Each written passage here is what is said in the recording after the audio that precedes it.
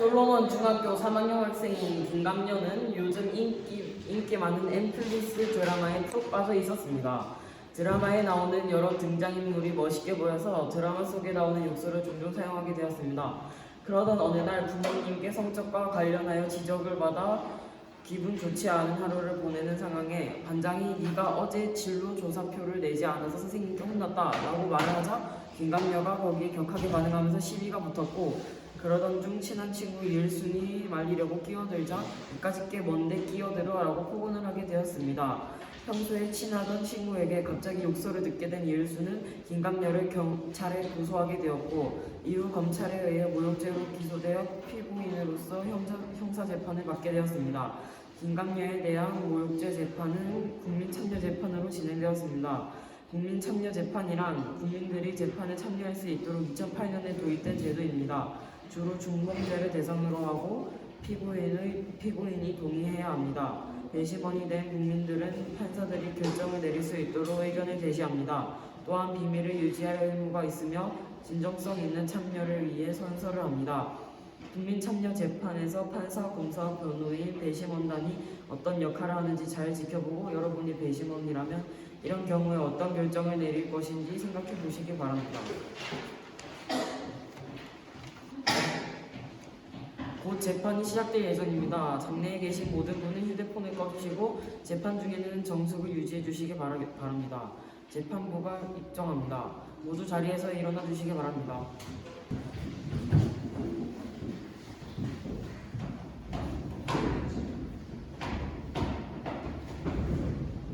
모두 자리에 앉아주시기 바랍니다. 법원 2023 5합 123호 모욕죄 사건의 국민 참여 재판을 시작하겠습니다. 피고인은 앞으로 이루어질 재판 과정에서 진술을 하지 않거나 불리한 질문에 대하여 말하는 것을 거부할 권리가 있고, 자신에게 이익이 되는 사실을 말할 수 있습니다. 피고인이 진술을 거부하지 않고 진술하는 경우 그 진술은 유죄의 증거로 사용될 수 있습니다. 아시겠습니까? 예, 알겠습니다. 2023호 123호 사건의 피고인 김감녀 대답하세요. 어느 학년 몇 반인가요? 저는 솔로몬 중학교 3학년 1반입니다. 생년월일을 말씀하세요. 2008년 3월 2일입니다. 주소지를 말씀하세요. 부산광역시 솔로몬로 36-17입니다. 피고인 공소장에 받아줬죠? 국민 참여 재판에 나오신 것이 맞습니까? 예, 맞습니다. 자리 앉으세요.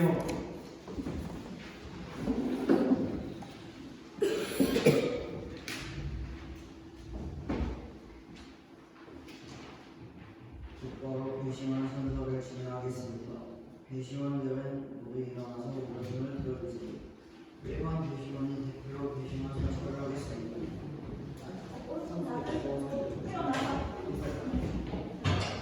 국민은 공소장에 있어 사실을 정확하게 분간할 것과 법정이 지정하는 것과 정과에 이르러 진실한 공소를 내릴 것으로 기소합니다. 자리에 앉아주세요. 피고인 김감녀는 2023년 3월 5일 오전 9시 50분경 1교시 수업이 끝난 쉬는 시간에 학급 반장 박병서와 시비가 붙어 말다툼을 하던 중 피해자 이을순이 찾아와 물을 말려 하자 "니까짓 게 뭔데 끼어들어라고 욕설을 하였습니다. 이로써 피고인 김감녀는 공연히 피해자 이을순을 모욕하였으므로 모욕죄를 기소합니다.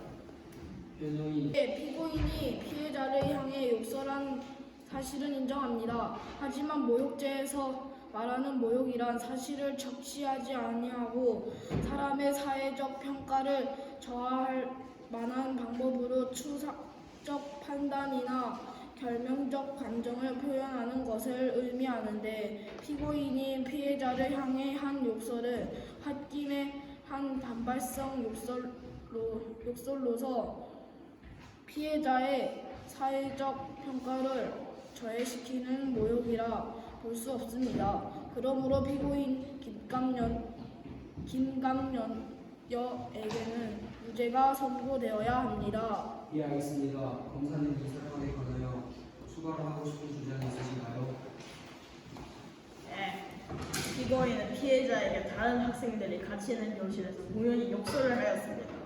그 욕설 니까지 깨 같은 단어의 의미를 고려하여 살펴볼 때 피해자의 인격 가치에 대한 평가를 저하시킬 위험이 있는 모욕 행위에 해당된다고 봐야 합니다. 예, 알겠습니다. 그러면 추가로 하고 싶은 주장이 있으신가요?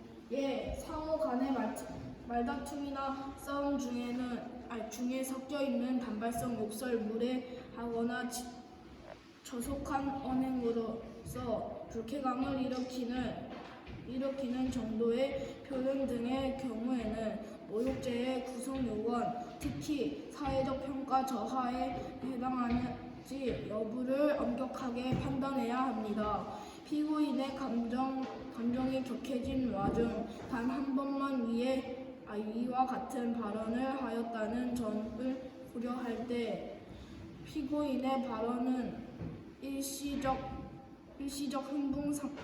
흥분 상태에서 나온 것으로 피해자에게 불쾌한 감정을 유발할 수 있었을지언정 그로 인해 피해자의 사회적 평가가 저하되었다고 보기는 어렵습니다. 예, 알겠습니다. 검사 변호인이 추가로 하고 싶은 주장이 있으신가요? 없습니다. 그렇다면 피고인이 피해자에게 한 목소리, 그 표현 내용이 발언자와 상대방과의 관계, 발언자가 발언하게 된 경위와 발언의 횟수, 발언의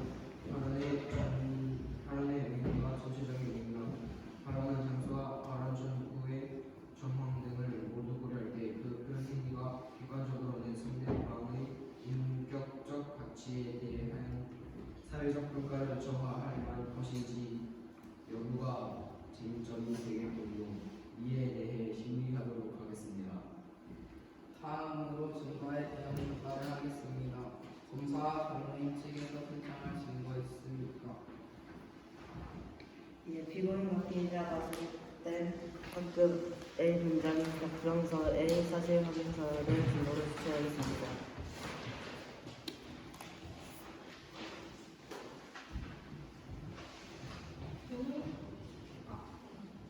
예, 욕설할 당시에 그 교실에 있었던 학생 답변서를 증인으로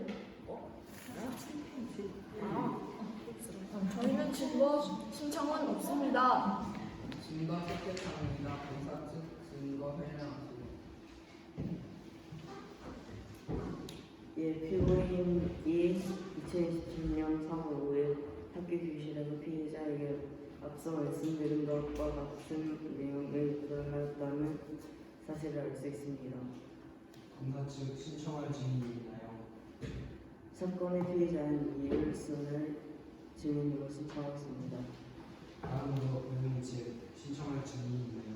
예, 욕설할 당시에 그 교실에 있었던 학생 답변서를 증인으로 신청합니다. 증인을 채택합니다. 바로 증인 질문에 들어가도록 하겠습니다. 증인 이일순 들어간다? 아니, 증인 이일순 출석하셨나요? 예. 증인 선서해 주세요.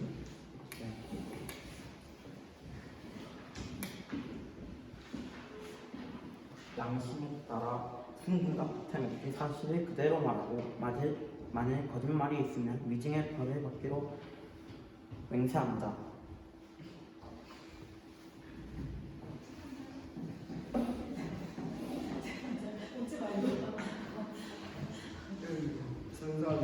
선사하고 거짓말하면 위증죄로 처벌받는 것 알지요?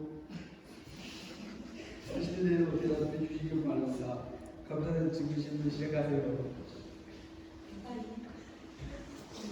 처음으로는 그거로 90분 학교 교실에서 피고인이 본인에게 앞서 제가 말했던 것과 같은 내용의 욕설을 한 사실이 있나요? 네, 그러나 그때 피고인이 저에게 말씀하시는 바 같은 용서를 했습니다.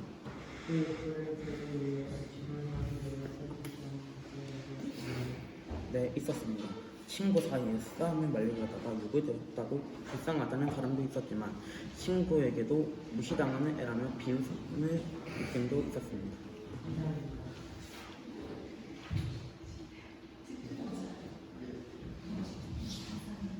다음으로 변호인 반대 신문이 있겠습니다.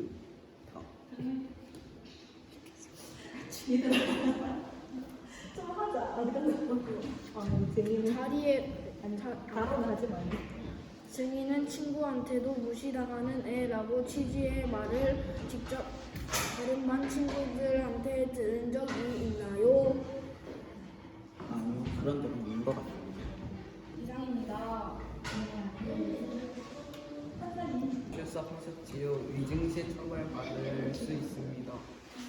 선서하십시오. 예.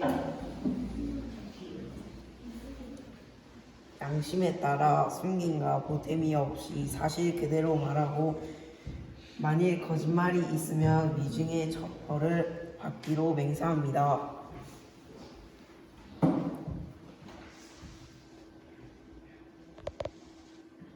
전문의 증인 시작하세요.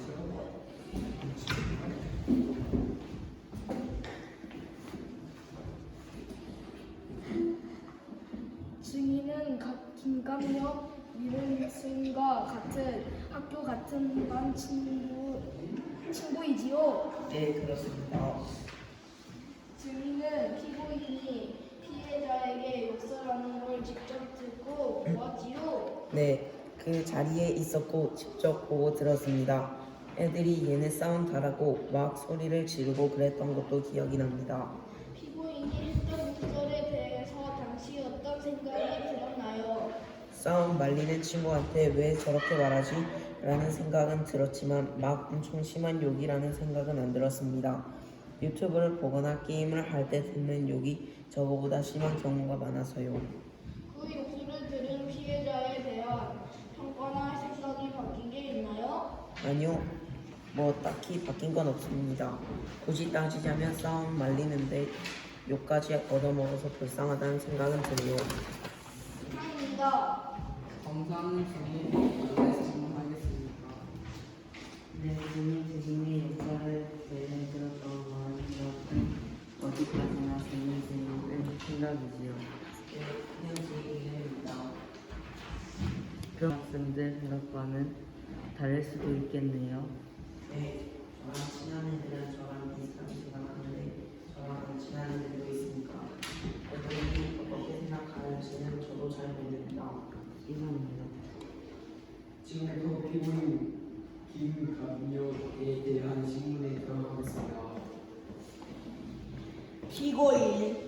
피고인은 2023년 3월 5일경 피해자에게 앞서 말한 것과 같은 욕설을 한 사실이 있지요. 네, 있습니다. 그 욕설을 학교 교실에서 다른 학생들이 보는 앞에서 한 것이 맞지요? 네, 그렇습니다. 평소 피해자와 대화를 나누면서 니까지 때와 같은 표현을 하면서 대화한 적이 있나요? 아니요. 이상입니다.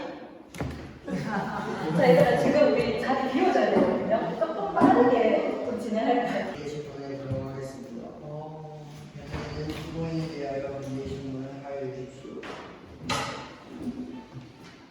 피고인은 피해자에게 이와 같은 욕설한 적은 그때 한 번밖에 없지요. 네, 그때 한 번밖에 없었습니다. 평소에는 욕설을 전혀 하지 않았던 친구에게 갑자기 욕설하게 된 이유가 뭔가요? 아침부터 잔소리 들어서 기분이 안 좋았는데 굉장히 잔소리하길래 말싸움하다가 그거 옆에서 편들어주지는 못할 망정 저도 잘못했다고 말리니까 갑자기 열받았었지만 죄송합니다. 이상입니다. 자, 마지막 문장은 좀 생략하도록 할게요. 유재명 안 돼요. 자, 이제는 판사님이 결정을 합니다. 다른 장소에서 모여서 피고인이 정말 그지 문제인지를 판결하겠습니다. 자, 판사님 설명하고 이거요. 네. 위에 유죄 문제입니다.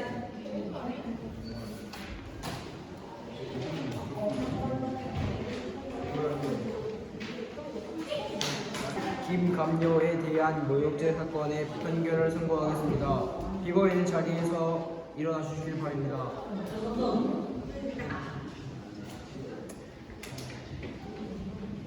피고인이 다른 학생들과 함께 있는 자리에서 피해자에게 범죄 사실 기재와 같은 발언을 한 점, 피고인의 해당 발언의 내용, 당시 피고인과 피해자 간에 이루어진 대화의 내용과 주변 상황 등을 종합하여 보면 피고인의 피해자에 대한 욕설은 피해자의 인격적 가치에 대한 평가를 전환시킬 위험이 있는 모욕 행위에 해당하고 피고인에게 모욕의 고의가 있었음을 인정할 수 있습니다. 그러므로 모욕죄가 성립하므로 벌금 60만 원을 선고하겠습니다.